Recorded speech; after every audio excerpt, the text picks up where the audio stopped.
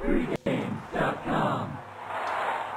Final game of the weekend series between the Brewers and the Phillies. From Philly, you've got Cliff Lee on the mound scheduled on Sunday for the home team in this one. Peralta was actually scheduled to go for Milwaukee, but he's expected to go on Saturday as we cut this video on Friday night.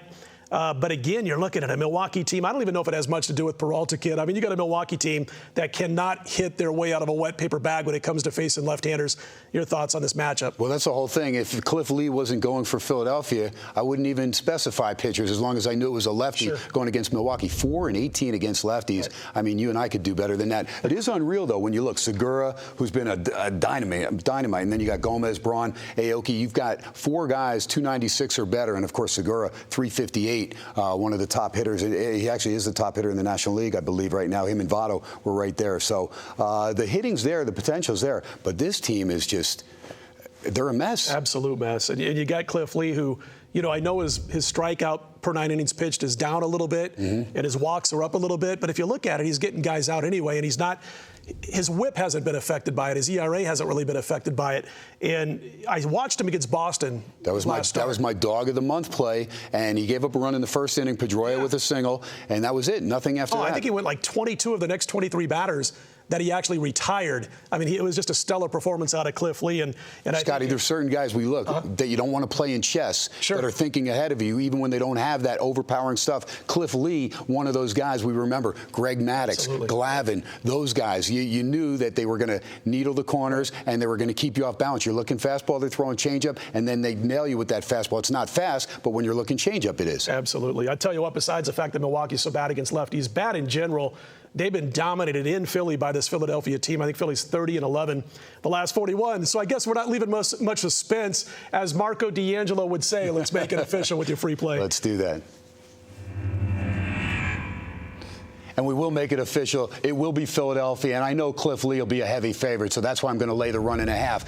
He's won his last 4 decisions. In his last 5 games, Phillies won all of those by 2 runs or better. The one game he did not get a decision, they did win 5-3. In his last 5 games, earned run-wise, 2-0, 2-0, and 1 in his last outing against Boston. That works. In those 5 decisions, or in those 5 outings, not one game did he go less than 7 innings. 7 twice, 8 twice, and 9 once. 23 Ks, 6 walks, only 24 hits and 39 innings pitched. That bodes well. Ryan Howard, he's been okay. Kratz, an occasional homer here and there, but it's been my guy that I picked up in my fantasy league, Dominic Brown. It's been a nice surprise, has 13 home runs. They need some offense to be picked up by the role players without Chase Utley in the lineup. I think they can do that.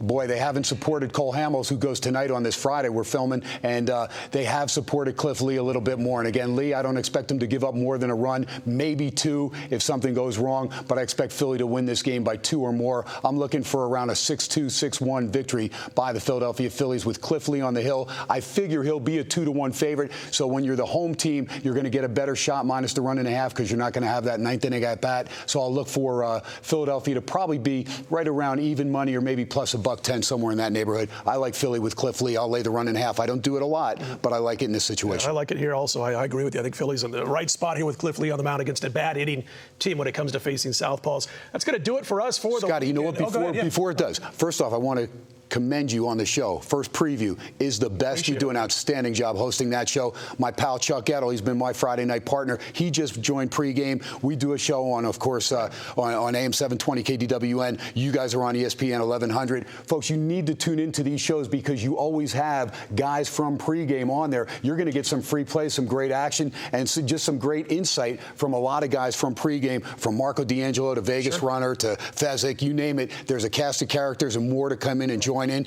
I hope to have you on my show. I know you're busier than heck, but it's going to be a lot of fun, and we're going to keep increasing markets. And I'm telling you, pregame is the best thing that I've done in my life in a while, hooking up with RJ, who's got a great stable. I'm not just blowing smoke up RJ. I'm telling you straight up, the guys that are there, they're professionals, and their records are there. Guys get on streaks. Hey, if a guy goes cold, there's so many other guys that are hot. Take advantage of it. Absolutely. And, you know, it's funny you mentioned working with RJ. When we started this radio show, this project that we were working on for about 3 or 4 months in 2012. We started the radio show in late July of 2012, and it was on from 11 p.m. to midnight on ESPN Local in Las Vegas.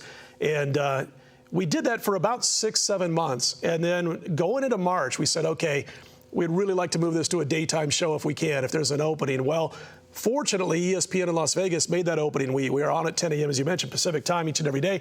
And now we get to use this incredible stable of talented national guys that RJ has met and developed these great relationships with. And I'm talking like guys like, Brian Mahoney from Associated Press, Keith Law from ESPN, just had Al Bernstein, who's a personal friend, goes back a few years ago. Loves RJ. Yeah, Colin Cowherd plugging the show. So it's been an absolute, boy, I just tell you, a blessing to be a part of the whole situation. And it means a lot what you said, coming from a guy who I've been listening to for several years here in Las Vegas. Congratulations on moving the show into other cities. Scotty, it's full circle, because I listened to you when I lived in L.A., the old Stardust line.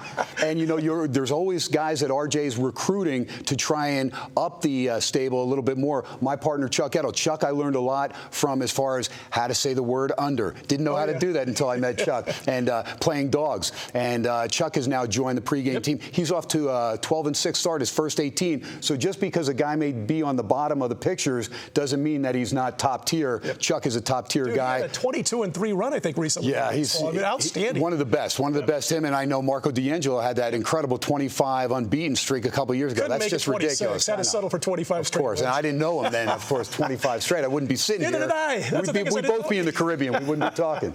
Marco's back next week, and of course, the videos resume Tuesday evening.